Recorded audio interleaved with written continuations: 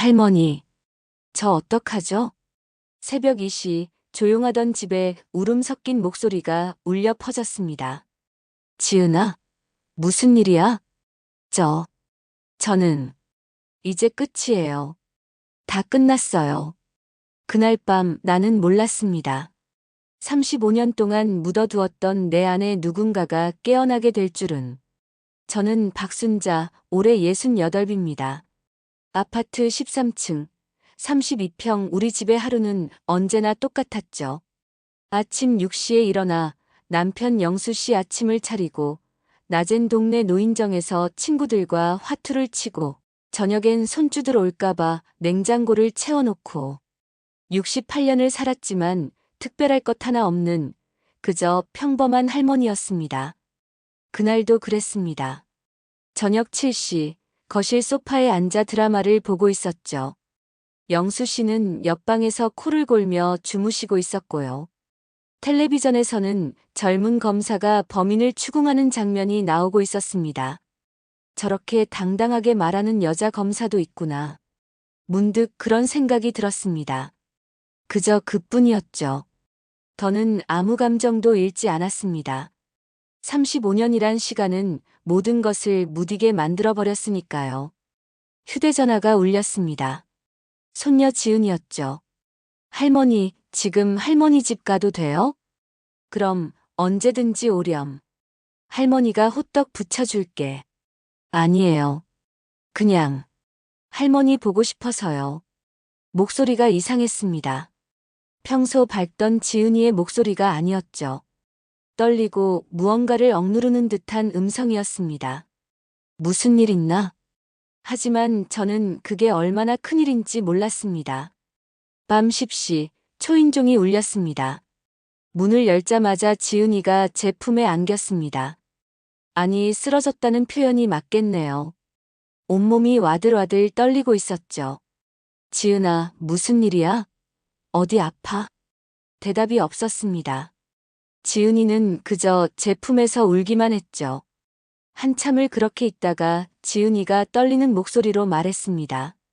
할머니, 저는요. 그 순간 저는 알았습니다. 할머니의 직감이라고 해야 할까요? 아니, 어쩌면 35년 전의 제 경험이 그 떨림의 정체를 알아챈 것인지도 모르겠습니다.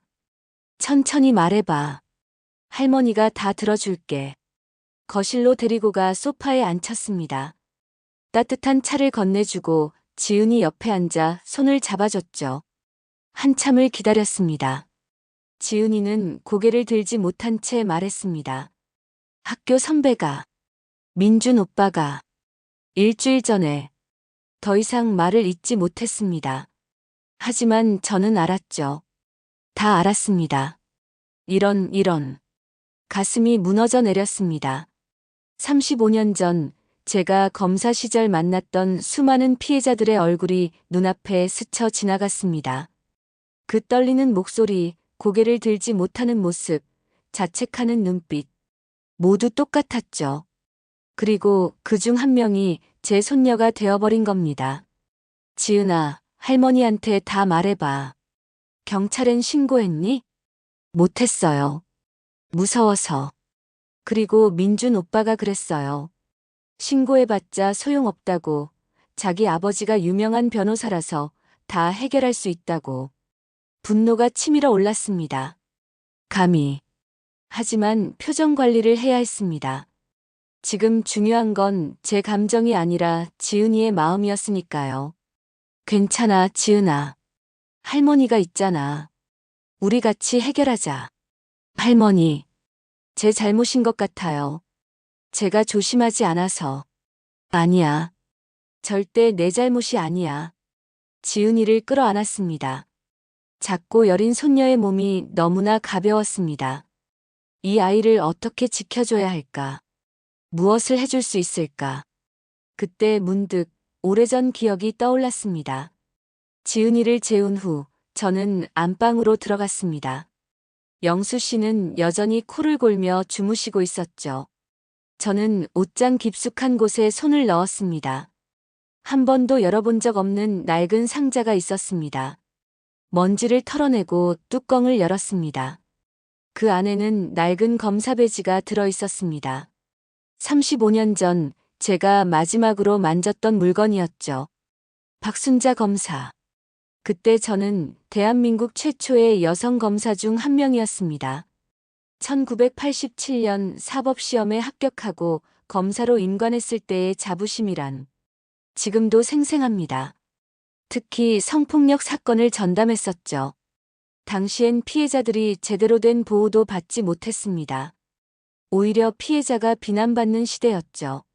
저는 그들의 목소리가 되고 싶었습니다. 그리고 실제로 많은 사건을 해결했습니다. 가해자들을 법정에 세우고 피해자들에게 정의를 돌려줬죠. 하지만 결혼을 했습니다. 영수 씨와. 좋은 사람이었죠. 지금도 그렇고요. 하지만 시댁은 달랐습니다. 여자가 검사 노릇을 하면 집안 망신이야. 당장 그만둬. 시어머니의 차가운 목소리가 지금도 귓가에 맴돕니다. 순자야, 우리 엄마 말씀도 일리가 있어. 아이도 낳아야 하고. 그만두는 게 어떻겠어? 남편도 같은 편이었죠. 결국 저는 굴복했습니다. 사표를 냈습니다. 그리고 35년 동안 그저 평범한 주부로 살아왔습니다. 배지를 손에 쥐자 그때의 감정이 되살아났습니다. 분노, 억울함, 후회. 하지만 동시에 다른 감정도 느껴졌습니다. 내가 뭘 할 수 있을까? 35년이란 시간은 너무 길었습니다. 법도 많이 바뀌었을 거고 저는 이미 늙은 할머니일 뿐이었죠. 하지만 거실에서 자고 있는 손녀의 얼굴이 떠올랐습니다. 이번엔 도망치지 말자. 지은이를 지켜야 해. 다음 날 아침 영수 씨에게 말했습니다. 여보, 지은이한테 무슨 일이 있었어요. 무슨 일? 성폭력을 당했어요. 학교 선배한테. 영수 씨의 얼굴이 굳었습니다. 뭐? 그게 무슨? 경찰에 신고해야 해요. 제가 같이 가려고요. 그때 영수 씨가 고개를 저었습니다. 순자 씨, 그건 좀. 뭐가 좀이에요? 그런 일은 조용히 넘어가는 게 지은이한테도 좋을 것 같소. 소문나면 애만 힘들어. 믿을 수 없었습니다. 그게 무슨 말씀이세요? 피해자가 왜 숨어야 해요? 당신도 알잖소. 세상이 어떤지. 신고해봤자 소용없어. 오히려 지은이만 더 상처받을 거요. 영수 씨는 진심으로 걱정하는 표정이었습니다. 하지만 그 걱정이 잘못된 방향을 향하고 있었죠. 이 사람도 결국 그때와 똑같구나. 35년 전 제게 사표를 내라고 했던 그 사람. 변한 게 하나도 없었습니다. 저는 나설 거예요. 당신이 뭘 할 수 있다고. 당신은 그냥 할머니잖소. 그 말에 가슴이 찔렸습니다. 그래, 나는 이제 그냥 할머니일 뿐이야. 하지만 포기할 수 없었습니다. 그날 오후 지은이와 함께 경찰서에 갔습니다. 하지만 결과는 참담했죠. 담당 형사는 성의 없이 조서를 받았고 증거가 부족하다 합의를 보는 게 낫지 않겠냐는 말만 반복했습니다. 지은이는 다시 무너졌습니다. 할머니, 역시 안 되는 것 같아요. 저 그냥 포기할래요. 안 돼. 포기하면 안 돼. 집으로 돌아오는 길 저는 결심했습니다. 내가 직접 나서야 해. 35년 만에 다시 검사 박순자가 되어야 해. 그날 밤 저는 서재에 틀어박혔습니다. 먼지 쌓인 법률 서적들을 꺼내 읽기 시작했죠. 성폭력 처벌법, 형사소송법, 증거법칙. 35년 전의 기억을 되살리며 하나씩 공부했습니다. 새벽 3시 영수 씨가 서재 문을 열었습니다. 아직도 안 자고 뭐 하는 거요? 공부해요. 공부. 이 나이에 무슨. 저 검사였어요. 영수 씨가 멍한 표정을 지었습니다. 뭐라고? 결혼하기 전에 저는 검사였어요. 당신한테 한 번도 말한 적 없지만 사실 영수 씨도 어렴풋이 알고는 있었을 겁니다. 하지만 35년 동안 한 번도 그 이야기를 꺼내지 않았고 영수 씨도 묻지 않았죠. 그게 35년 전 이야기잖소. 이제 와서라도 해야죠. 제 손녀를 지키려면. 영수 씨는 한숨을 쉬며 나갔습니다. 저는 다시 책을 펼쳤습니다. 늦었지만 시작이라도 하자. 손에 쥔 형광펜이 낡은 책 위를 천천히 지나갔습니다. 35년 전 검사 박순자가 천천히 깨어나고 있었습니다. 일주일 후 다시 경찰서를 찾았습니다. 이번엔 제대로 준비를 했죠. 지은이의 진술서, 사건 당일 문자 메시지 기록, 목격자 진술까지 35년 전의 경험을 살려 증거를 최대한 모았습니다. 형사님, 이게 추가 증거입니다. 다시 한번 검토해 주세요. 담당 형사는 건성으로 서류를 넘겼습니다. 할머니, 이런 사건은요. 증거가 명확해야 합니다. 지금 가지고 계신 건 정황 증거일 뿐이에요. CCTV 확인은 해보셨습니까? 해봤죠. 근데 두 사람이 함께 들어가는 장면만 나와요. 그게 합의였는지 아닌지는 알 수 없잖아요. 가슴이 답답했습니다. 35년 전이나 지금이나 똑같구나. 피해자 진술만으로도 충분히 수사를 진행할 수 있습니다.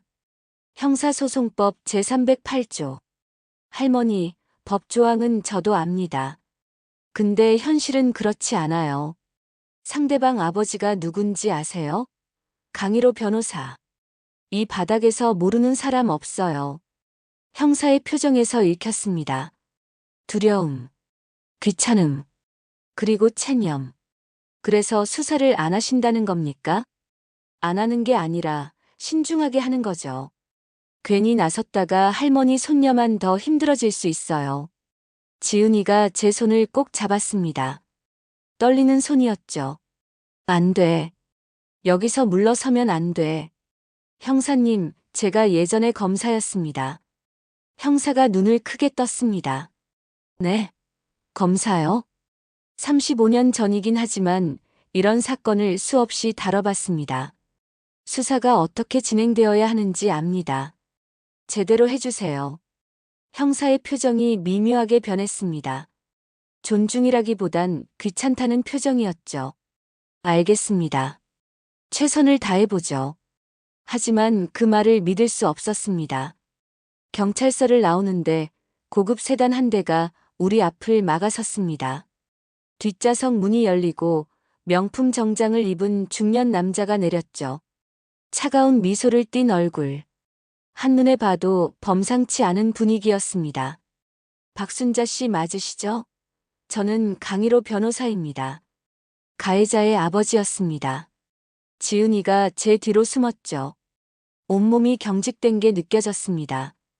이 악마 같은. 무슨 용건이십니까? 잠깐 대화 좀 하시죠. 찻집이라도 갈까요? 할 이야기 없습니다. 아니, 있어요. 서로에게 이득이 되는 이야기죠. 강일호는 서류 봉투 하나를 꺼냈습니다. 여기 5천만 원짜리 수표가 들어 있습니다. 이 일을 조용히 넘어가신다면 이 돈을 드리겠습니다. 믿을 수 없었습니다. 지금 뭐라고 하신 겁니까? 합의금입니다. 솔직히 말씀드리면 이런 사건에서 싸워봤자 좋을 게 없어요. 증거도 부족하고 재판까지 가면 몇 년 걸립니다. 그동안 따님 손녀분만 힘들어지죠. 따님 손녀가 아니라 제 손녀입니다. 그리고 저는 돈을 받으러 온 게 아닙니다. 강일호의 미소가 차갑게 식었습니다. 박 씨, 현실적으로 생각하세요. 제 아들은 의대생입니다. 앞날이 창창한 청년이에요. 이런 일로 인생이 망가지는 건 너무 아깝잖아요. 분노가 폭발할 것 같았습니다. 그럼 제 손녀 인생은 어떻게 됩니까? 그 아이는 매일 밤 악몽에 시달리고 있습니다. 그러니까 이 돈으로 상담도 받고 새 출발을 하시라는 거예요. 서로 윈윈 하자는 겁니다. 윈윈? 강간범을 풀어주고 피해자는 입 다물고 돈이나 받으라는 게 윈윈입니까? 강일호의 표정이 굳었습니다. 말을 조심하시죠. 강간이라는 증거가 어디 있습니까? 함부로 그런 말 하시면 명예훼손으로 고소할 수도 있어요. 해보시죠. 제가 얼마나 무서운 사람인지 보여드릴 테니까. 순간 강희로가 냉소를 지었습니다. 무서운 사람. 35년 전에 검사하셨다고 들었는데 지금은 그냥 할머니시잖아요. 박 씨, 현실을 보세요. 저는 30년간 법정에서 싸워온 사람입니다. 박 씨는 이길 수 없어요. 그 말에 가슴이 무너졌습니다. 맞아. 나는 이제 그냥 할머니일 뿐이야. 35년의 공백은 너무 크지. 하지만 지은이를 봤습니다. 창백한 얼굴로 눈물을 참고 있는 손녀를. 아니요. 저는 이길 겁니다. 자신감은 좋으시네요. 그럼 법정에서 뵙죠. 난 후회하실 겁니다. 강희로는 봉투를 다시 집어넣고 차에 올랐습니다. 차가 떠나는 걸 보며 저는 다짐했습니다. 반드시 이긴다. 저런 인간에게 절대 지지 않는다. 집으로 돌아오니 아들 민수가 와 있었습니다. 지은이 아버지죠. 엄마, 무슨 일이래요?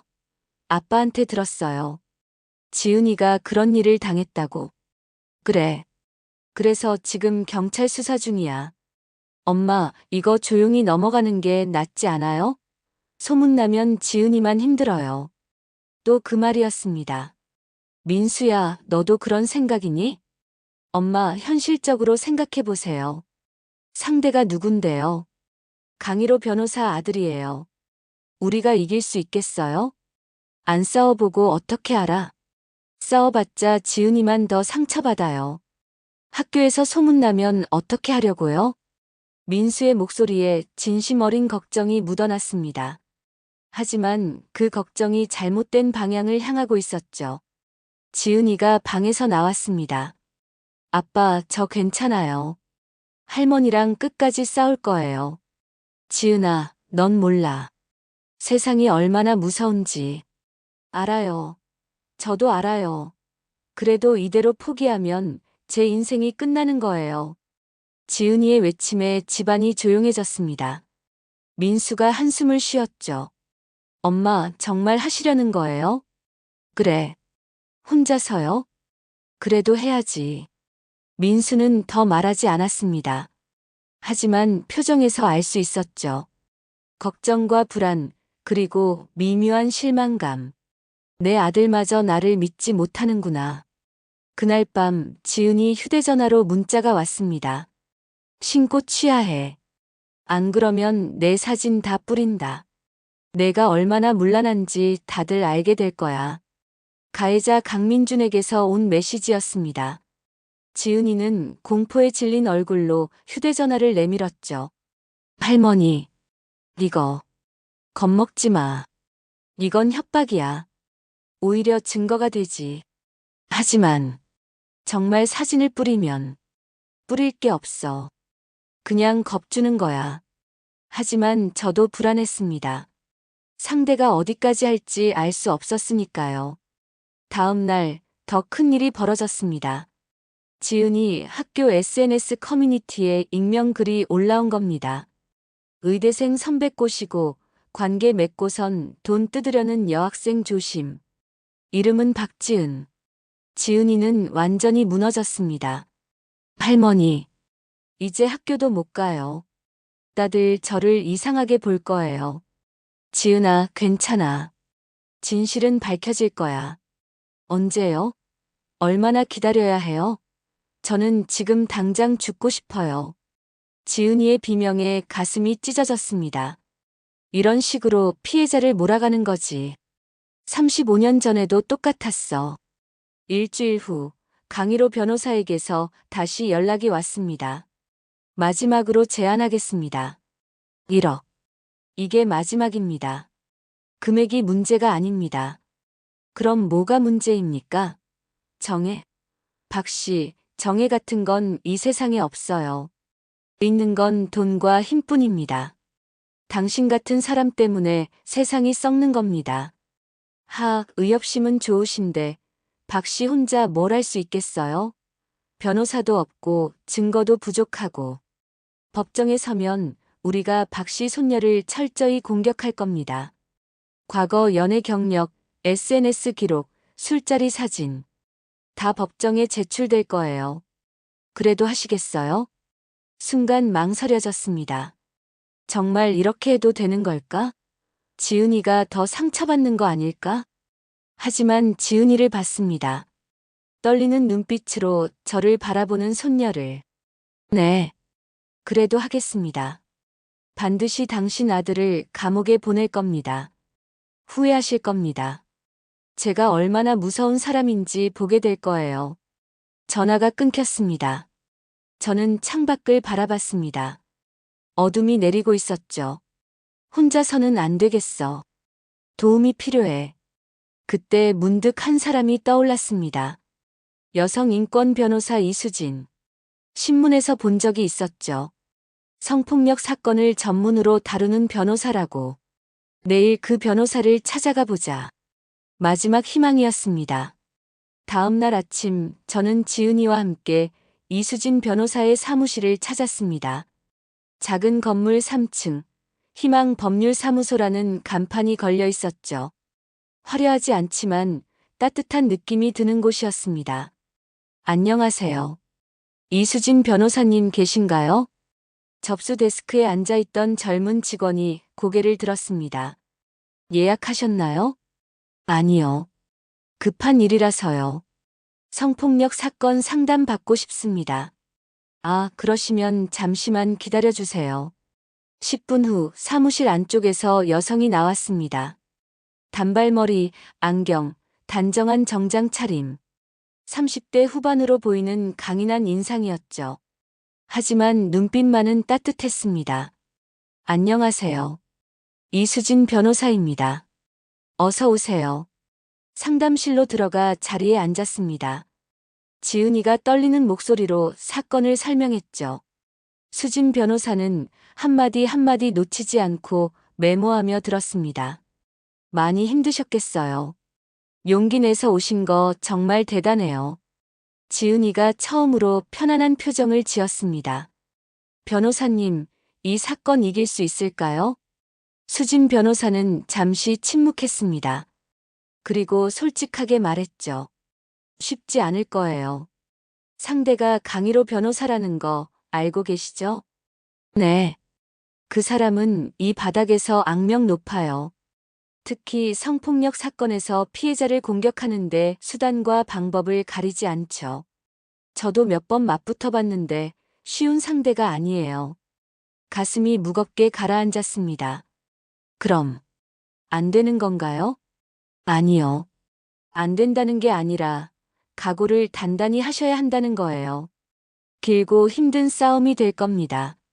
각오는 되어 있습니다. 변호사님, 이 사건 맡아주시겠습니까? 수진 변호사가 저를 봤습니다. 할머님께서 보호자시죠? 변호사 비용이. 돈은 걱정하지 마세요. 제가 다 부담하겠습니다. 그때 저는 결심했죠. 평생 모아둔 돈을 다 쓰더라도 이 사건을 이기겠다고. 알겠습니다. 제가 최선을 다해 도와드리겠습니다. 수진 변호사가 손을 내밀었습니다. 저는 그 손을 꼭 잡았죠. 드디어 동지를 찾았구나. 상담이 끝난 후 수진 변호사가 서류를 정리하며 물었습니다. 참, 할머님께서 사건 내용을 설명하실 때 법률 용어를 정확하게 쓰시던데 혹시 법조 일을 하셨나요? 순간 망설여졌습니다. 35년 동안 숨겨왔던 과거를 드러낼까 말까. 하지만 이제는 숨길 이유가 없었습니다. 네. 저 예전에 검사였습니다. 수진 변호사의 손이 멈췄습니다. 네. 검사요? 35년 전이긴 하지만요. 성폭력 사건 전담 검사였습니다. 언제쯤이시죠? 1987년부터 1990년까지 서울지검에서 근무했습니다. 수진 변호사의 눈이 커졌습니다. 혹시 박순자 검사님이세요? 저는 놀라서 물었습니다. 어떻게 아세요? 저 법대 다닐 때 선배님 판례 공부했어요. 88년. 성폭력 특별법 제정에 기여한 박순자 검사 그분이 선배님이세요? 믿을 수 없었습니다. 제 이름을 기억하는 사람이 있다니. 네. 그게 저입니다. 수진 변호사가 자리에서 벌떡 일어났습니다. 선배님. 어머, 정말 영광입니다. 선배님 덕분에 제가 이 길을 선택했어요. 법대 1학년 때 선배님 사건 기록을 읽고 저도 성폭력 피해자를 돕는 변호사가 되어야겠다고 결심했거든요. 수진 변호사의 흥분한 모습에 저도 모르게 눈시울이 뜨거워졌습니다. 내가 한 일이 누군가에게 영향을 줬구나. 변호사님 과찬이세요. 아니에요. 선배님은 저희한테 전설이에요. 88년 용산역 성폭력 사건 기억하세요? 재벌 2세가 가해자였는데 선배님이 직접 수사 지휘해서 실형 받아낸 사건요. 기억났습니다. 제 검사 생활에서 가장 힘들었던 사건이었죠. 그땐 정말 힘들었어요. 온갖 협박과 회유를 다 받았죠. 그런데도 포기하지 않으셨잖아요. 그게 얼마나 대단한 건데요. 수진 변호사의 말에 가슴이 먹먹해졌습니다. 그런데 왜 그만두셨어요? 다들 궁금해했거든요. 저는 쓸쓸하게 웃었습니다. 결혼했죠. 그리고 시댁에서 그만두라고 했어요. 그렇군요. 수진 변호사의 표정이 어두워졌습니다. 하지만 곧 결연한 표정으로 바뀌었죠. 선배님, 이번 사건 꼭 이깁시다. 35년 전 선배님의 실력을 다시 한번 보여주는 거예요. 저는 이제 늙었어요. 법도 많이 바뀌었고. 아니에요. 선배님의 경험과 제 실무 능력을 합치면 충분히 이길 수 있어요. 수진 변호사의 열정에 저도 힘이 났습니다. 그래, 아직 끝난 게 아니야. 다시 싸울 수 있어. 그날부터 저는 매일 수진 변호사 사무실에 나갔습니다. 아침 9시부터 저녁 8시까지 사건 기록을 정리하고 전략을 세웠죠. 35년 전의 기억이 되살아났습니다. 증거를 어떻게 확보할지, 증인을 어떻게 준비할지, 법정에서 어떻게 논리를 펼칠지. 선배님, 이 부분은 형법 제297조를 적용하면 되겠네요. 아니야. 제298조도 함께 적용해야 해. 중간간 부분도 같이 다뤄야 빈틈이 없어. 아, 맞아요. 역시 선배님. 수진 변호사와의 호흡이 점점 맞아갔습니다. 하지만 증거가 부족했습니다. CCTV는 두 사람이 함께 들어가는 장면만 찍혔고 물적 증거는 거의 없었죠. 선배님, 이 정도 증거로는 힘들 것 같아요. 목격자는 없을까? 사건 당일 같은 건물에 있던 사람들을 찾아봤는데 아무도 못 봤대요. 막막했습니다. 어떻게 해야 하지? 그날 밤 늦게 집에 돌아왔습니다. 영수 씨가 거실에서 기다리고 있었죠. 또 그 변호사 사무실 다녀온 거요? 네. 순자 씨, 언제까지 이럴 거요? 사건이 끝날 때까지요. 영수 씨가 한숨을 쉬었습니다. 당신 나이가 몇인데 이러고 다니요? 옆집 사람들이 뭐라고 하는지 알아요? 신경 안 써요. 나는 신경 쓰이요. 멀쩡한 할머니가 무슨 검사 흉내를 낸다고 다들 웃어요. 그 말에 가슴이 아팠습니다. 검사 흉내가 아니에요. 저 진짜 검사였어요. 35년 전이잖소. 이제 와서 무슨 소용이요. 소용 있어요. 제 손녀를 지킬 수 있잖아요. 그래서 지킨다고 지켜졌소? 매일 밤 지은이 우는 소리 안 들려요? 오히려 더 힘들어 하잖소. 영수 씨의 말이 맞았습니다. 지은이는 매일 밤 악몽에 시달렸죠. 하지만 그래도 포기할 순 없어요. 이대로 물러서면 그 악마 같은 인간들이 이기는 거예요. 이기든 지든 상관없소. 우리 가족만 평화로우면 되는 거 아니오. 평화? 이게 평화예요? 손녀가 매일 죽고 싶다고 하는데? 그러니까 빨리 있게 도와줘야 하는 거 아니오. 저는 남편을 똑바로 봤습니다. 여보, 35년 전 당신이 저한테 뭐라고 했는지 기억해요? 검사 그만두고 집에만 있어라. 그렇게 말했죠. 저는 그때 당신 말을 들었어요. 제 꿈을 포기했어요. 그건. 하지만 이번엔 안 돼요. 제 손녀 인생까지 포기할 순 없어요. 35년 전처럼 도망치지 않을 거예요. 영수 씨는 아무 말도 하지 못했습니다. 저는 안방으로 들어가 문을 닫았습니다. 미안해요, 여보. 하지만 이번엔 제가 옳아요. 일주일 후 수진 변호사에게서 연락이 왔습니다. 선배님, 좋은 소식이에요. 무슨 일이에요? 사건 당일 같은 건물 옥상에 CCTV가 하나 더 있었대요. 관리사무소에서 못 찾았던 거예요. 정말요? 그럼 그 영상을. 네, 지금 확보 중이에요.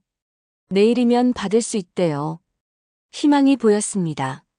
다음 날 수진 변호사 사무실에서 영상을 확인했습니다.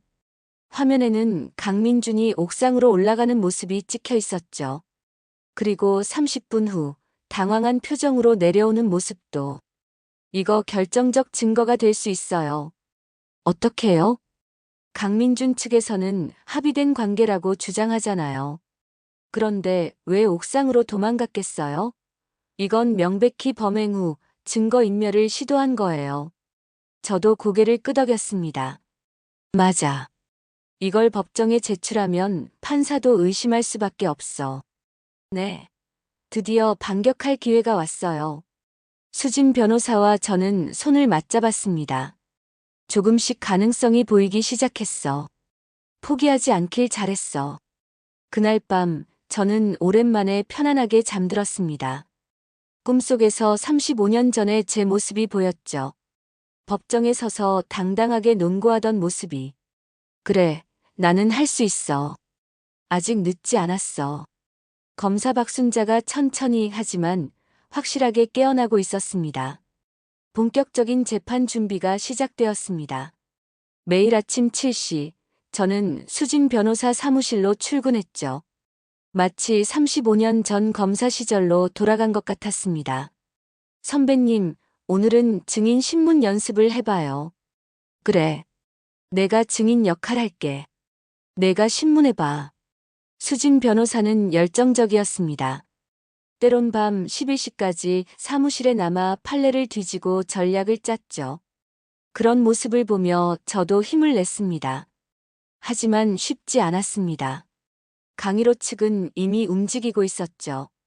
지은이 학교에 소문을 퍼뜨리고 SNS에 악성 댓글을 달게 하고 심지어 지은이 친구들에게 돈을 주며 불리한 증언을 하도록 회유했습니다. 할머니, 친구들이 저한테 연락도 안 받아요. 괜찮아. 진짜 친구는 남을 거야. 하지만 학교에 가면 다들 수군대요. 돈 노리고 선배 꼬셨대. 원래 남자 밝혔대. 이런 말들을. 지은이는 결국 자퇴를 결심했습니다. 할머니, 저 학교 그만둘래요. 안 돼. 내가 왜 그만둬야 해? 더는 못 다녀요. 매일이 지옥이에요. 가슴이 찢어졌습니다. 이게 맞는 걸까? 내가 고집 부리는 바람에 지은이만 더 힘든 거 아닐까? 어느 날 저녁 영수 씨가 수진 변호사 사무실로 찾아왔습니다. 순자 씨, 집에 가요. 아직 일 끝나지 않았어요. 밤 10시가 다 됐소. 몸이라도 생각해야지.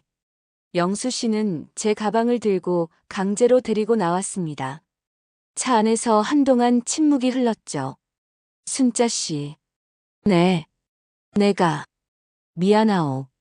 깜짝 놀라 남편을 봤습니다. 70년을 살며 남편이 먼저 사과하는 걸 본 적이 거의 없었죠. 무슨 말씀이세요? 35년 전. 당신한테 검사 그만두라고 한 거. 그게 잘못이었소.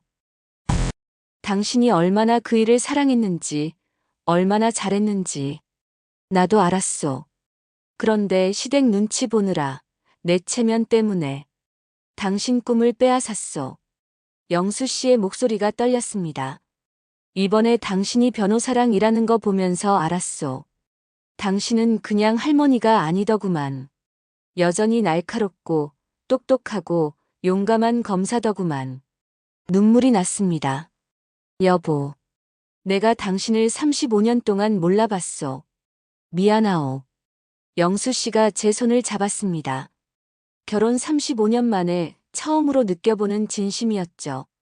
고마워, 여보. 이제라도 이해해 주셔서. 그러니까 이번엔 내가 도와주겠소. 뭐가 필요하오? 그냥 옆에 있어 주세요. 그것만으로도 충분해요. 영수 씨는 고개를 끄덕였습니다. 그날 밤 35년 만에 처음으로 남편의 손을 잡고 잠들었습니다. 재판 2주 전 낯선 번호로 전화가 걸려왔습니다. 여보세요? 박순자 선배님이시죠? 젊은 남자의 목소리였습니다. 네, 그런데 누구시죠? 저는 김재민이라고 합니다. 현재 서울중앙지검 부장검사입니다. 검사. 왜 검사가 저한테 전화를? 무슨 일이시죠? 선배님 사건 소식을 들었습니다. 제가 도움을 드리고 싶어서요. 저를 아시나요? 직접 뵌 적은 없지만 선배님 이름은 저희 검찰에서 전설입니다.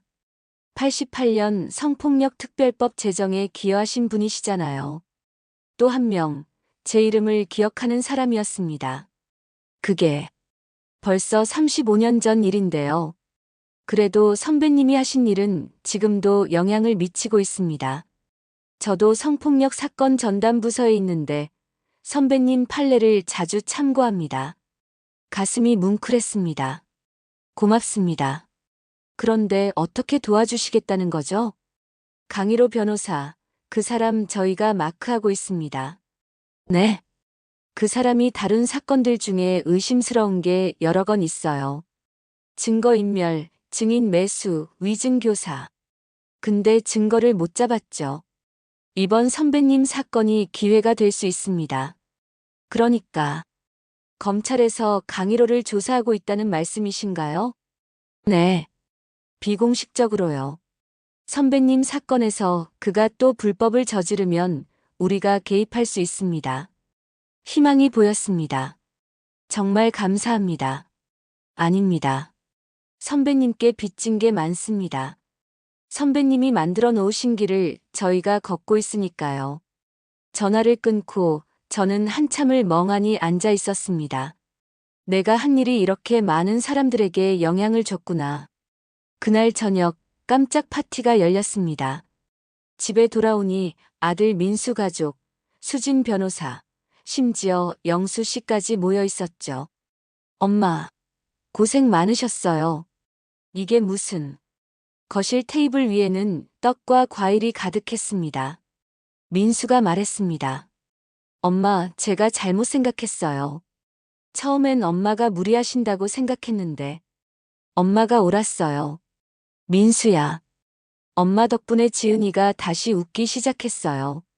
포기하지 않고 싸운다는 게 얼마나 중요한지 깨달았어요. 지은이가 제 곁으로 왔습니다. 할머니, 저 학교 안 그만둘래요.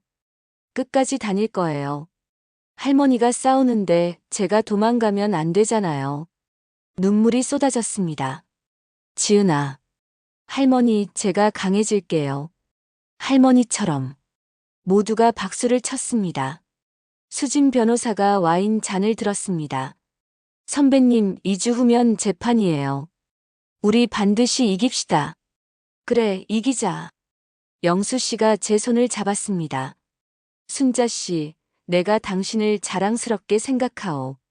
그 말에 또 눈물이 났습니다.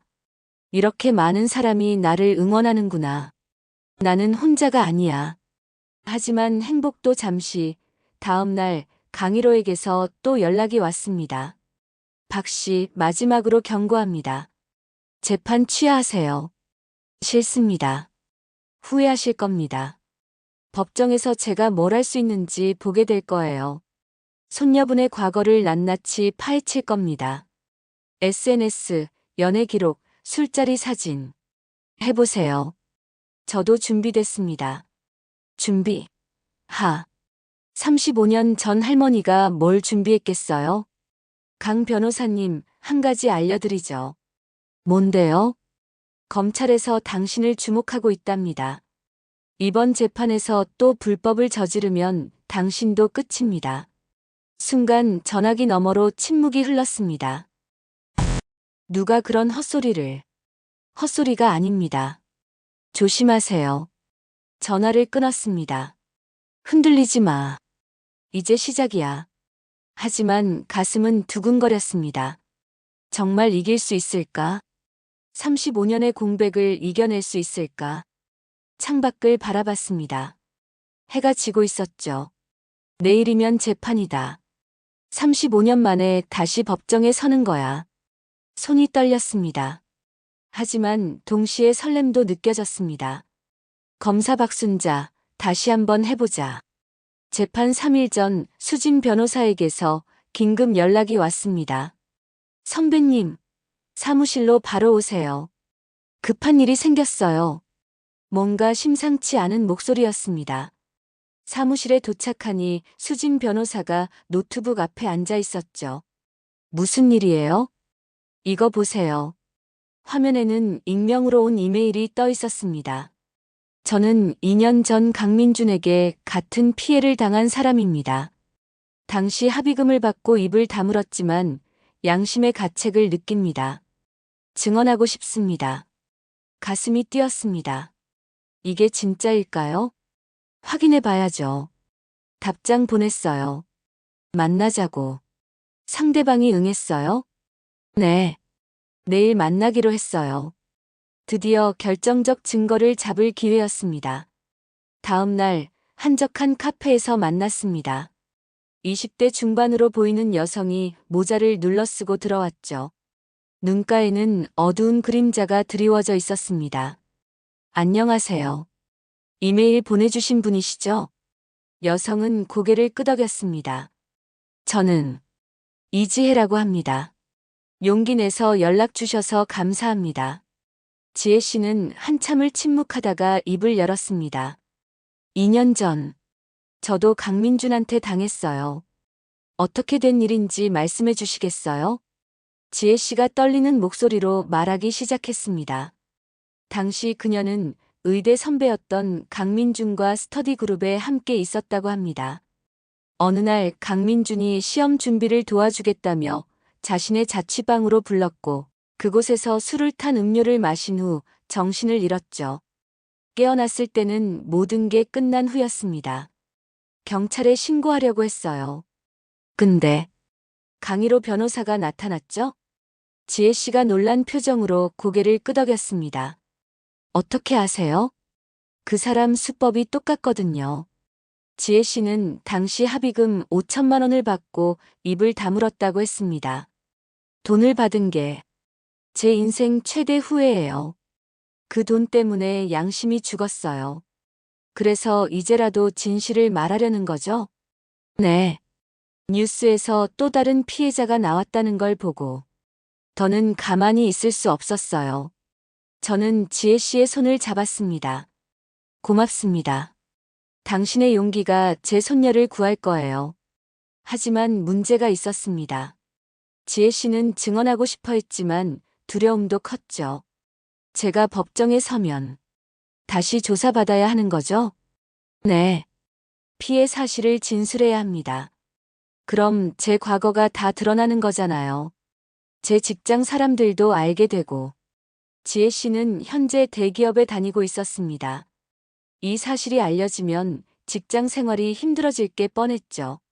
물론 쉽지 않을 거예요. 하지만 제가 말을 잇기도 전에 지은이가 나섰습니다. 언니, 제가 얼마나 힘든지 알아요?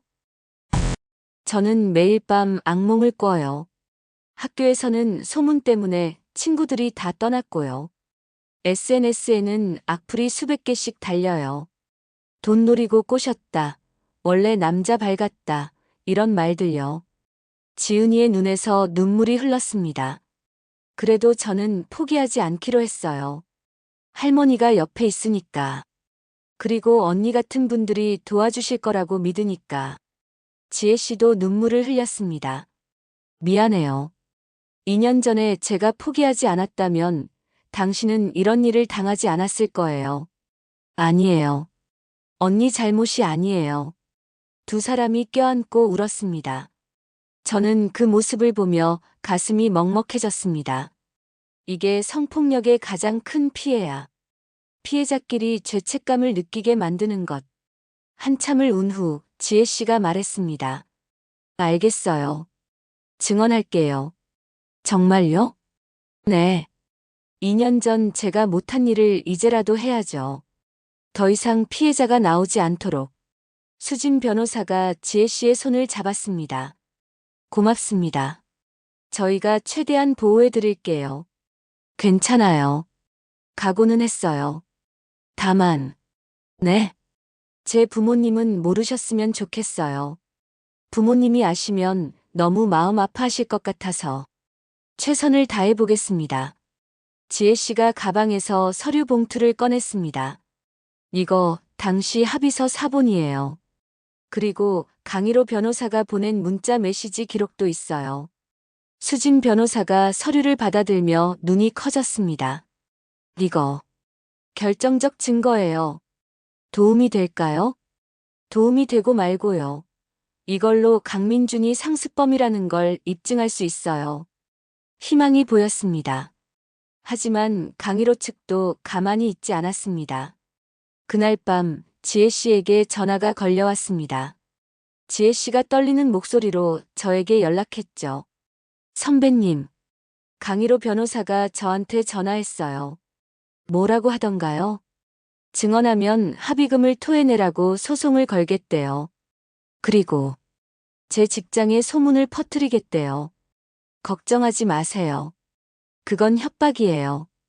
불법이죠. 하지만 정말 그럴 수 있잖아요. 제 직장 잃으면 어떡해요? 지혜 씨의 두려움이 느껴졌습니다. 지혜 씨, 들어보세요. 저는 35년 전에도 이런 협박을 수없이 받았어요. 근데 실제로 실행되는 경우는 거의 없었어요. 걱정만 시키려는 거예요. 정말요? 네. 그리고 만약 정말로 그런다면 우리가 오히려 강일호를 증인 협박 혐의로 고소할 수 있어요. 알겠어요. 안 흔들릴게요. 고맙습니다. 용기 잃지 마세요. 전화를 끊고 저는 수진 변호사에게 연락했습니다. 수진 씨, 강일호가 지혜 씨를 협박했어요. 예상했던 일이에요. 녹취는 해뒀어요?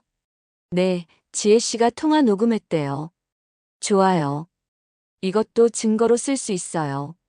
강일호는 스스로 무덤을 파고 있었습니다. 재판 전날 밤 잠이 오지 않았습니다. 거실로 나와 차를 마시고 있는데 영수 씨도 나왔습니다. 잠이 안 오시오? 네. 긴장돼서요. 당신은 잘할 거요. 내가 아는 순자 씨는 늘 최선을 다하는 사람이니까. 영수 씨가 제 손을 잡았습니다.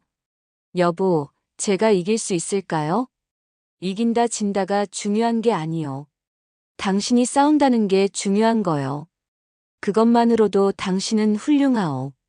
그 말에 눈물이 났습니다. 고마워요. 아니요. 내가 고맙소.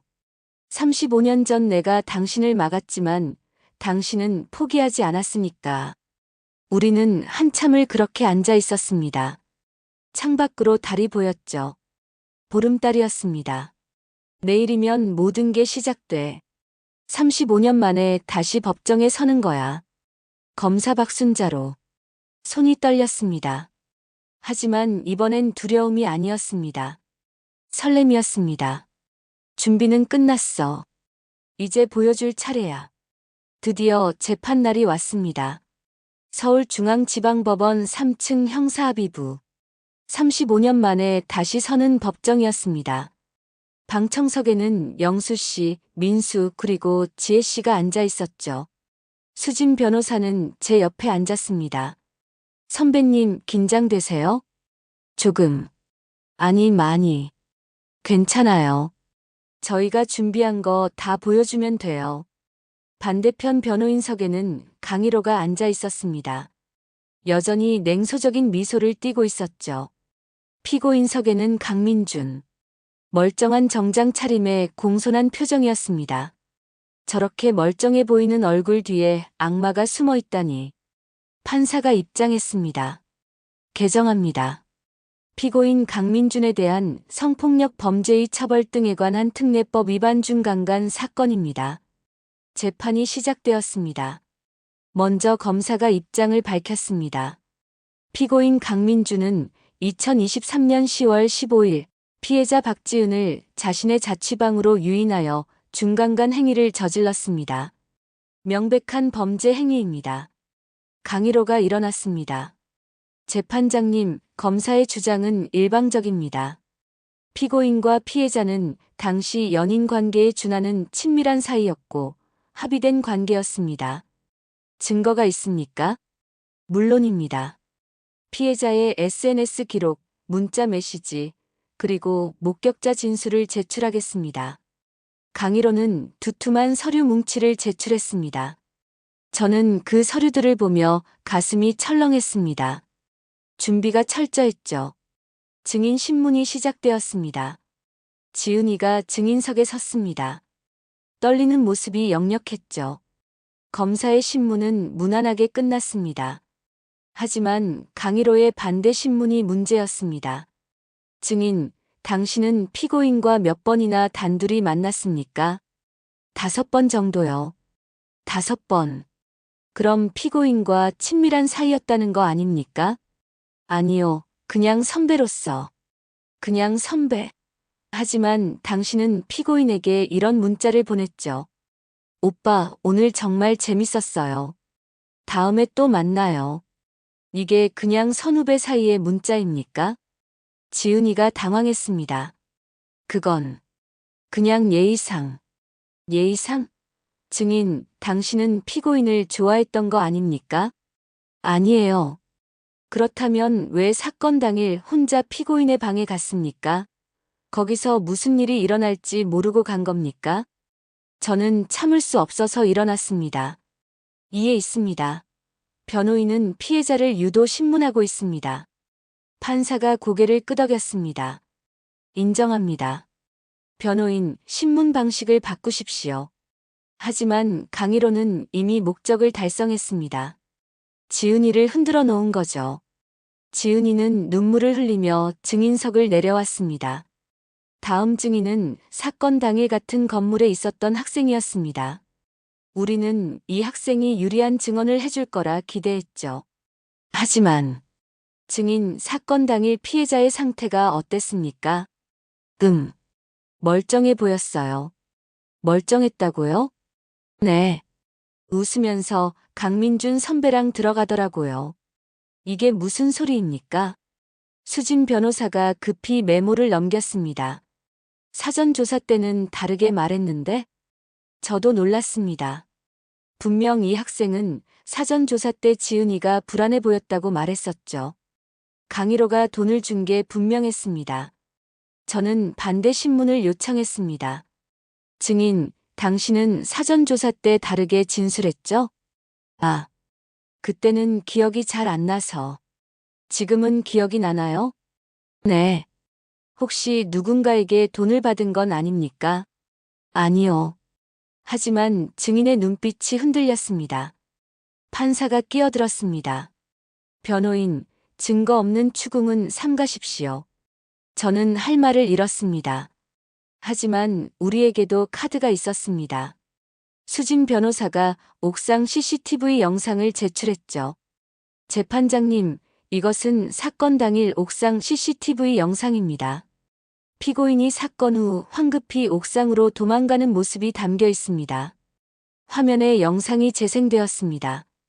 강민준이 주위를 두리번거리며 옥상으로 올라가는 모습, 그리고 30분 후 내려오는 모습. 만약 합의된 관계였다면 왜 도망갔겠습니까? 이것은 명백히 범행을 인지하고 증거인멸을 시도한 것입니다. 강희로가 벌떡 일어났습니다. 이해 있습니다. 옥상에 올라간 것이 범행을 인정하는 증거가 될 수 없습니다. 그럼 왜 올라갔습니까? 피고인에게 물어보시죠. 강민준이 당황했습니다. 그건 답답해서. 답답해서? 방금 여자친구와 사랑을 나눴다는 사람이 답답해서 옥상에 올라간다고요? 강민주는 대답하지 못했습니다. 우리에게 유리한 국면이었습니다. 그리고 마침내 지혜 씨가 증인석에 섰습니다. 증인, 자신을 소개해 주시겠습니까? 저는 이지혜입니다. 2년 전 피고인에게 같은 피해를 당했습니다. 법정이 술렁였습니다. 강일호가 얼굴이 굳었죠. 증인, 당시 어떤 일이 있었는지 말씀해 주시겠습니까? 지혜 씨가 떨리는 목소리로 증언하기 시작했습니다. 술을 탄 음료, 정신을 잃었던 기억, 깨어났을 때의 공포, 그리고 강일호로부터 받은 합의금 제안. 저는 돈을 받고 입을 다물었습니다. 하지만 오늘 더 이상 침묵할 수 없어서 나왔습니다. 지혜 씨의 증언에 방청석에서 탄식이 나왔습니다. 강일호가 반대 신문을 시작했습니다. 증인, 당신은 합의금을 받았죠? 네. 그럼 당신은 돈을 받고 거짓 피해를 주장한 겁니까? 아니요. 피해는 진짜였어요. 그렇다면 왜 돈을 받았습니까? 진짜 피해자라면 끝까지 싸워야 하는 거 아닙니까? 저도 두려웠어요. 당신이 무서웠어요. 지혜 씨가 강일호를 가리키며 소리쳤습니다. 당신이 저를 협박했잖아요. 신고하면 직장에 소문낸다. 합의하지 않으면 법정에서 창피당한다고. 증거가 있습니까? 있어요. 지혜 씨가 휴대전화를 꺼냈습니다. 당신이 보낸 문자 메시지 다 저장했어요. 수진 변호사가 즉시 증거로 제출했습니다. 강일호의 얼굴이 창백해졌습니다. 하지만 강일호는 만만한 상대가 아니었습니다. 재판장님, 이 문자는 조작될 수 있습니다. 조작? 국과수의 감정을 의뢰하면 됩니다. 또한 이 증인의 증언은 신빙성이 없습니다. 이미 돈을 받은 사람이 2년 후에 갑자기 나타나 증언한다는 게 이상하지 않습니까? 강일호의 논리가 먹혀들었습니다. 판사가 고개를 끄덕이는 게 보였죠. 변호인의 주장도 일리가 있습니다. 가슴이 철렁 내려앉았습니다. 안 돼. 이렇게 흔들리면 안 돼. 강일호는 마지막 카드를 꺼냈습니다. 재판장님, 저는 박순자 씨에 대해 말씀드리고 싶습니다. 박순자 씨라면 피해자의 할머니이자 이 사건의 실질적 주도자입니다. 강일호가 저를 가리켰습니다.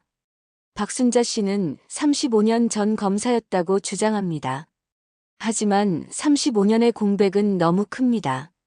구시대적 사고방식으로 현대 법률을 다루려 하고 있습니다. 이해 있습니다. 제가 벌떡 일어났습니다. 변호인은 사건과 무관한 인신공격을 하고 있습니다. 인신공격이 아닙니다. 이 사건이 객관적으로 다뤄지지 않고 한 개인의 복수심에 의해 왜곡되고 있다는 점을 지적하는 겁니다. 판사가 고개를 저었습니다. 변호인, 적절치 않습니다. 하지만 이미 씨앗은 뿌려졌습니다. 방청객들이 수군거렸죠. 판사의 눈빛도 미묘하게 변했습니다. 재판이 끝나고 저는 무너져 내렸습니다. 복도에서 수진 변호사가 저를 부축했죠. 선배님 괜찮으세요? 안 괜찮아요. 우리가 지고 있어요. 아니에요. 아직 끝나지 않았어요. 하지만 저는 알았습니다. 우리가 밀리고 있다는 걸. 강일호는 35년간 법정에서 싸운 베테랑이었습니다. 저는 35년 만에 돌아온 할머니일 뿐이었죠. 집에 돌아와 저는 방에 틀어박혔습니다. 내가 너무 자만했나? 35년의 공백을 이길 수 없는 건가? 창밖을 보니 비가 내리고 있었습니다. 검사 배지를 꺼내들었죠. 낡고 빛바랜 배지. 미안해, 지은아. 할머니가 무능해서. 눈물이 흘러내렸습니다. 다음 날 아침 저는 일어날 수 없었습니다. 온몸이 무겁고 마음은 더 무거웠죠. 재판에 나갈 수 없어. 차라리 포기하는 게 낫겠어. 영수 씨가 방문을 두드렸습니다. 순자 씨, 아침 먹어요. 배 안 고파요. 재판 준비 안 해요? 오늘 최종 변론이잖소. 못하겠어요. 문이 열리고 영수 씨가 들어왔습니다. 무슨 소리요? 저는 할 수 없어요. 강희로한테 이길 수 없어요. 순자 씨. 영수 씨가 제 손을 잡았습니다. 당신이 이겨도 되고 져도 돼요. 중요한 건 당신이 끝까지 싸운다는 거요. 하지만 지은이는 이미 당신을 자랑스럽게 생각하오. 결과와 상관없이. 그때 지은이가 들어왔습니다. 할머니. 지은아. 할머니, 포기하지 마세요. 저는 할머니가 싸우는 모습만으로도 힘이 나요. 지은이가 제 품에 안겼습니다. 할머니는 제 영웅이에요. 이기든 지든 상관없어요. 할머니가 저를 위해 싸워준다는 게 중요한 거예요. 눈물이 쏟아졌습니다. 그래, 포기하면 안 돼. 마지막까지 해보자. 법원으로 가는 길, 수진 변호사가 차 안에서 말했습니다. 선배님, 오늘 최종 변론이에요. 마지막 기회죠. 알아요. 선배님이 직접 하실 거죠? 저는 고개를 끄덕였습니다. 네. 제가 할게요. 선배님, 법정 기술 말고 진심을 말씀하세요. 진심? 네. 35년 전 선배님이 왜 검사가 되었는지, 왜 포기했는지, 그리고 왜 다시 싸우는지. 그 진심을 말씀하세요. 수진 변호사의 말이 가슴에 꽂혔습니다. 그래, 법정 기술로는 이길 수 없어. 내 진심을 보여줘야 해. 법정에 들어서니 방청석이 가득 차 있었습니다. 언론 기자들도 여럿 보였죠. 이 사건이 화제가 된 모양이었습니다. 판사가 입장했습니다. 오늘은 최종 변론을 듣겠습니다. 먼저 검사 측 변론해 주십시오. 검사가 일어나 형식적인 변론을 했습니다. 법조문과 판례를 나열하는 차갑고 건조한 논고였죠. 다음은 강희로의 차례였습니다. 재판장님, 이 사건은 명백한 무고 사건입니다. 피해자라고 주장하는 박지은은, 강희로는 또다시 지은이를 공격하기 시작했습니다. SNS 기록, 과거 연애 경력, 술자리 사진. 지은이가 고개를 떨구었습니다. 안 돼. 이렇게 당하고만 있을 순 없어. 마침내 제 차례가 왔습니다. 저는 천천히 일어났습니다. 손이 떨렸지만 이번엔 용기를 냈습니다. 재판장님, 저는 박순자입니다. 법정이 조용해졌습니다. 저는 35년 전 검사였습니다. 강희로가 비웃는 표정을 지었습니다. 그 사실을 숨기지 않겠습니다. 강희로 변호사 말대로 저는 35년의 공백이 있습니다. 법정 기술에서 밀릴 수도 있죠. 판사가 고개를 가우뚱했습니다. 하지만 저는 알고 있습니다. 법이 무엇인지, 정의가 무엇인지.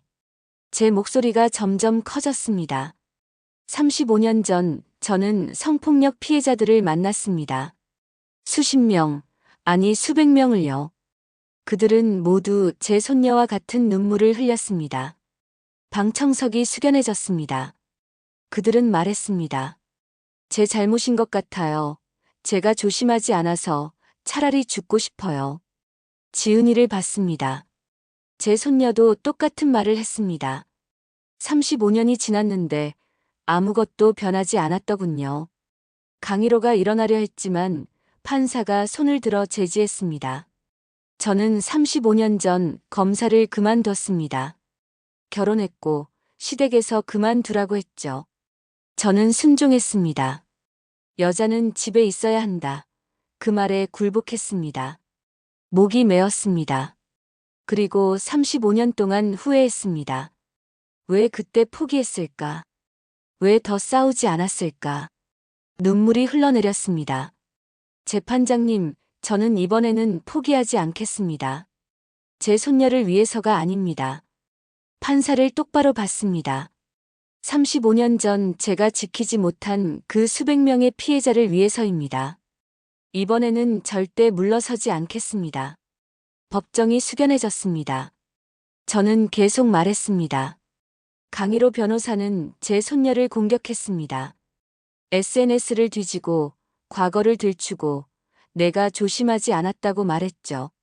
강일호를 가리켰습니다. 하지만 재판장님 묻고 싶습니다. 피해자가 왜 조심해야 합니까? 가해자가 범죄를 저지르지 않으면 되는 거 아닙니까? 판사가 고개를 끄덕였습니다. 이 나라는 피해자를 보호해야 합니다. 가해자를 변호하는 게 아니라. 이해 있습니다. 강일호가 벌떡 일어났지만 판사가 제지했습니다. 변호인, 앉으십시오. 저는 준비해온 서류를 꺼냈습니다. 재판장님, 저는 35년 전 판례를 가져왔습니다. 제가 담당했던 사건들입니다. 서류를 제출했습니다. 이 사건들에는 공통점이 있습니다. 모두 합의된 관계라고 주장하는 가해자들이었죠. 하지만 재판부는 피해자의 진술을 믿었습니다. 판사가 서류를 넘기기 시작했습니다. 왜냐하면 피해자의 눈물은 거짓이 아니었으니까요. 피해자의 떨림은 연기가 아니었으니까요. 지은이를 봤습니다. 제 손녀를 보십시오. 저 아이의 눈물이 거짓으로 보입니까? 지은이가 울고 있었습니다. 저 아이는 매일 밤 악몽을 꿉니다. 학교를 그만두고 싶어 합니다. 죽고 싶다고 말합니다. 이게 거짓말입니까? 방청석에서 흐느끼는 소리가 들렸습니다. 그때 방청석에서 지혜 씨가 일어났습니다. 재판장님, 방청객은 조용히. 저도 말하고 싶습니다. 저도 피해자입니다. 판사가 망설이다가 허락했습니다.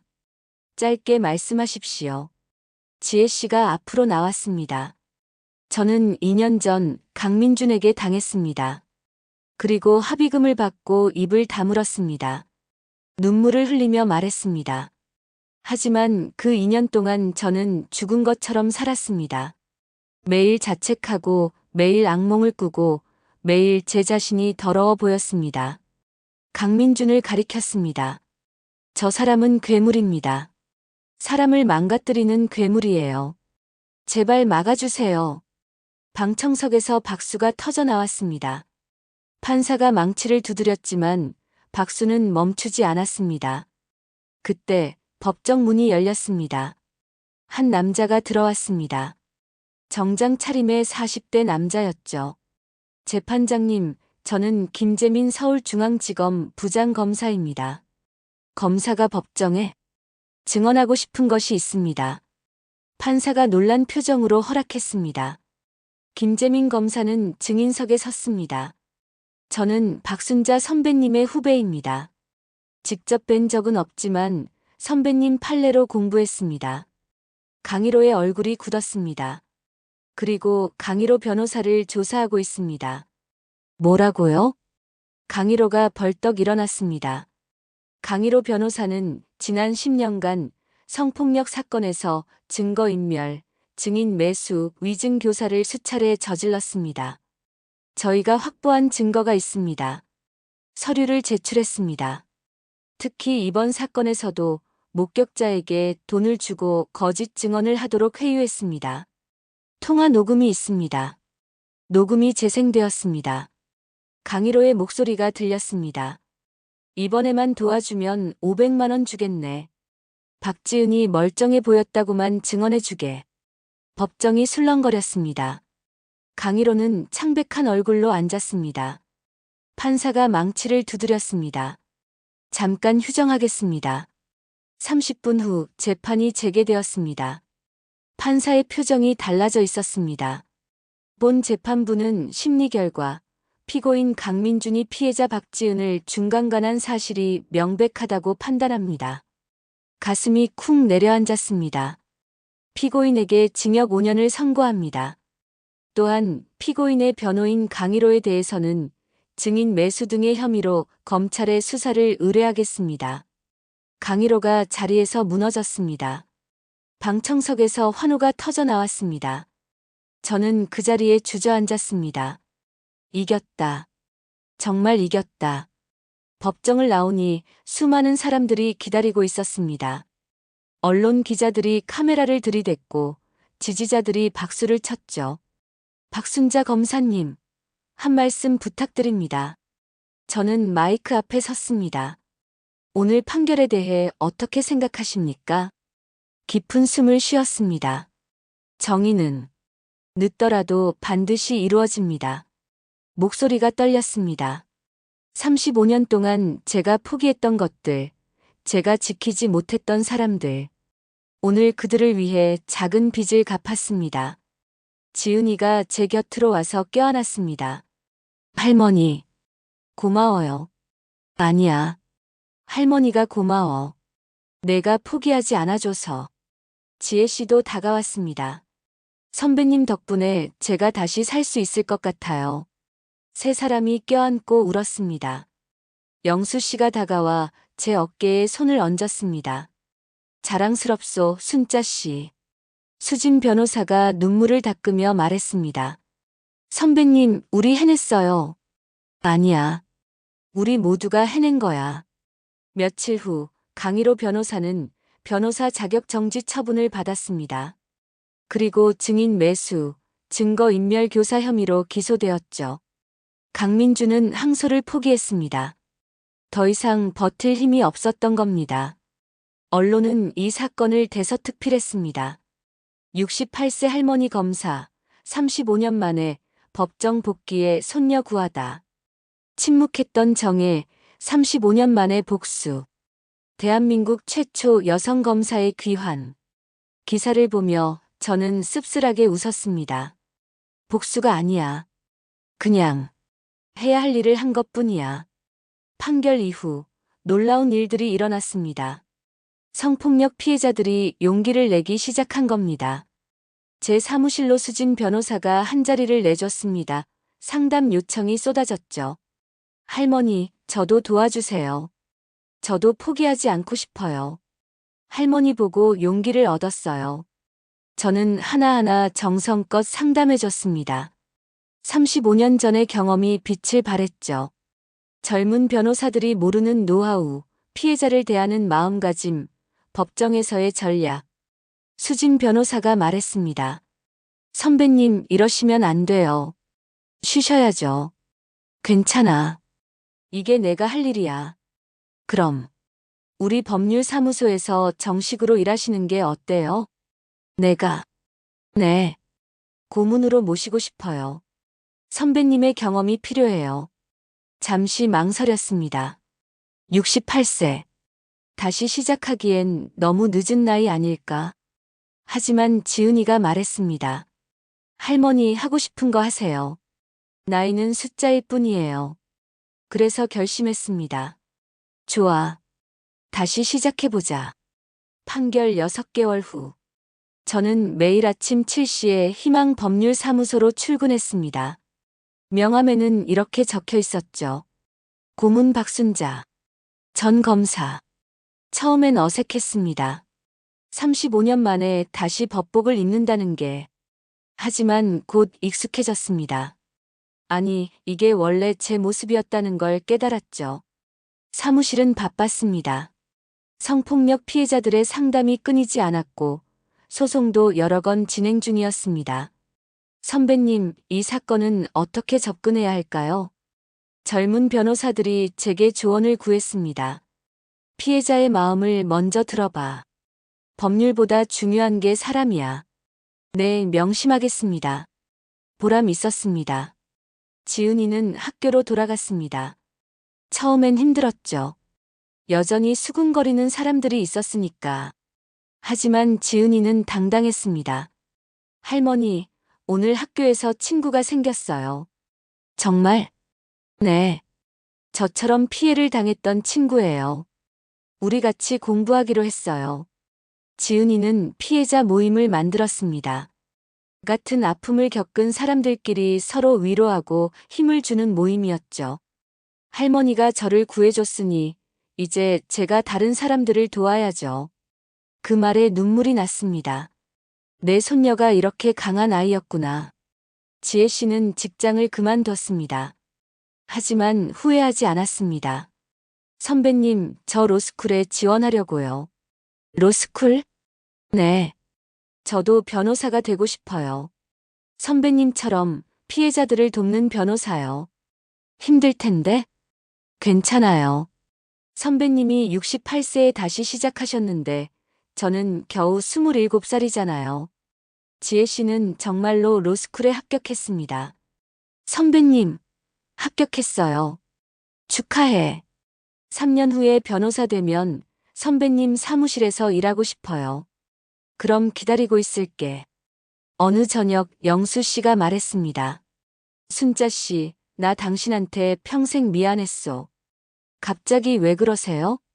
35년 전 당신 꿈을 빼앗은 거.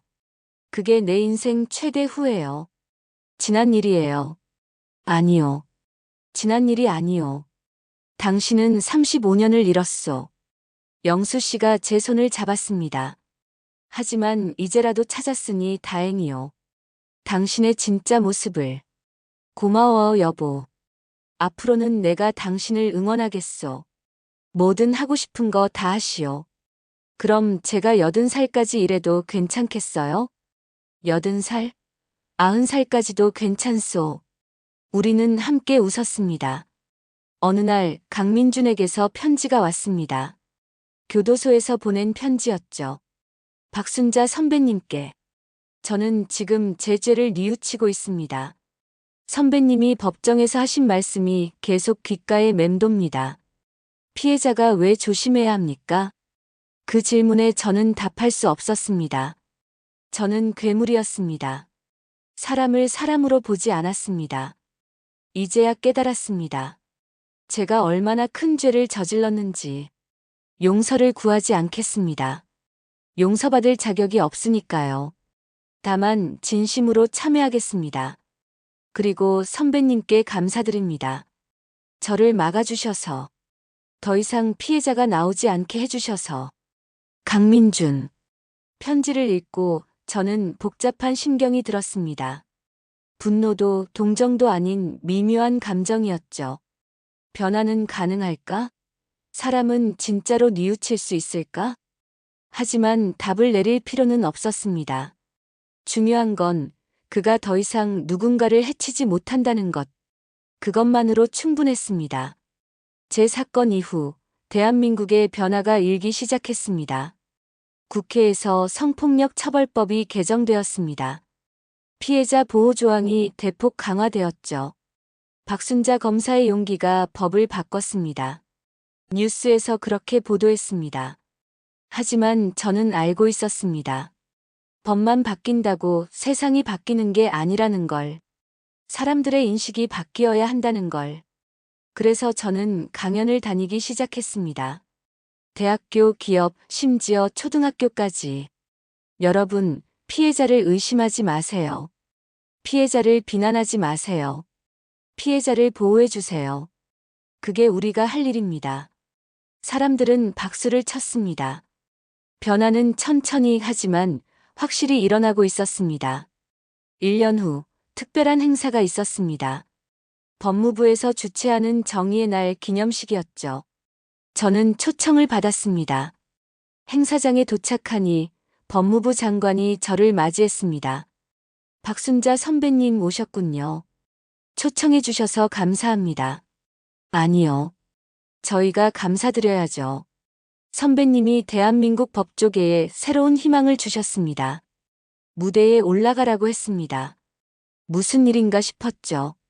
무대에 서니 수백 명의 법조인들이 박수를 쳤습니다.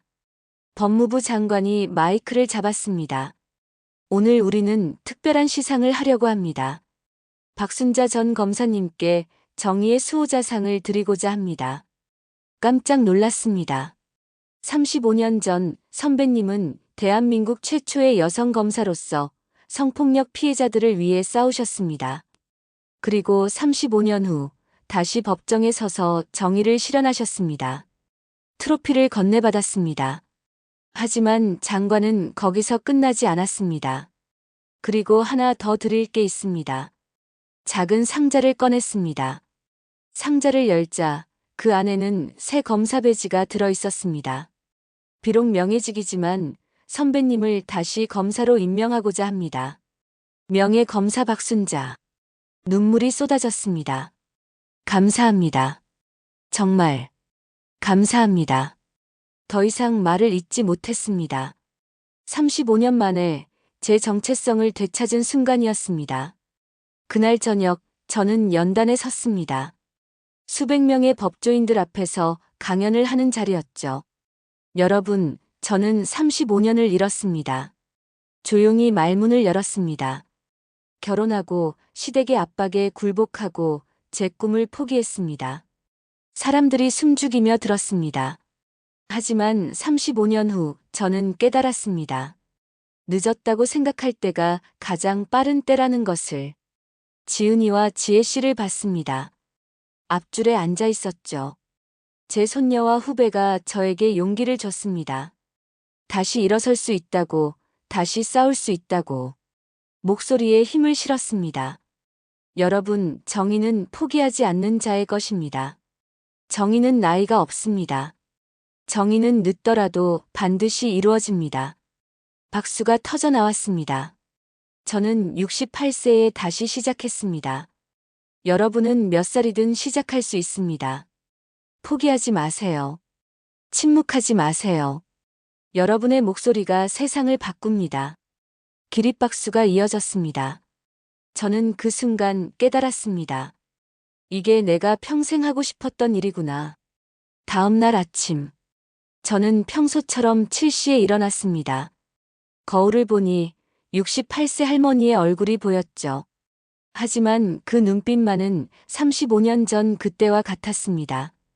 영수 씨가 아침상을 차려주셨습니다. 오늘도 출근하시오? 당연하죠. 당신 참 대단하오. 대단한 게 아니에요. 그냥 제가 해야 할 일을 하는 거죠.